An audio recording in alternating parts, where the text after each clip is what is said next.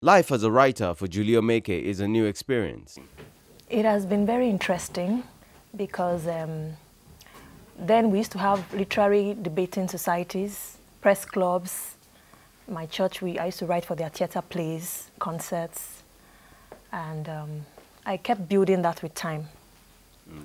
Articles for newspaper houses, magazines, you know. I kept building that with time because I knew it was a talent and I needed to. So I kept on reading stuff about other people, observing things around me and putting them in writing. Her first book, EA, which focuses on the issues affecting widows and single parents, opens up new chapters in very sensitive areas of life.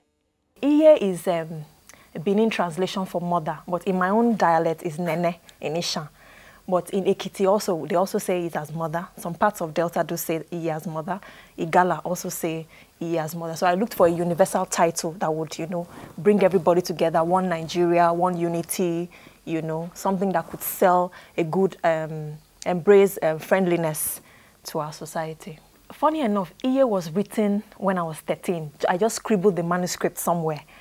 You know, I wanted to address the cultural practices, the values of our Nigerian society, particularly in the Benins, among the Benins and the Edos. You know, I wanted to look at the culture there, especially in families all over Nigeria. You know, that's the universal family itself, family as a unit. Yeah. We wanted to also address that. You know, so I wanted to compare the 50s and the 60s. How was it like raising families? How was it like with the educational sector? How was it like compared to the 21st century now? So it took me a while because I wanted to observe that before I could put everything together. A graduate of English Arts and Mass Communications from the University of Lagos, Julia Omeike is truly following a calling.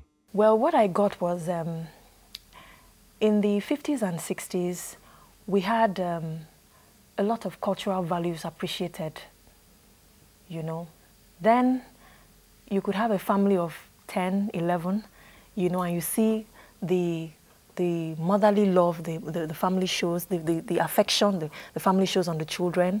Then we used to have lots and lots of chains of scholarships, you know, lots of opportunities then for people. There was free education, you know, and family life was more of a culture thing compared to now.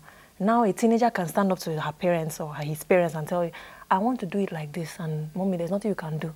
You know, so these were the things that I weighed, the balances, and I tried to bring out the book in a positive way. That, okay, fine, a child has his or her hearsay in everything he wants to, whatever he wants to be, but he has to be, you know, guided by the parents. And the parents also need to give the children a chance to build up their talents to where they feel they have flair for.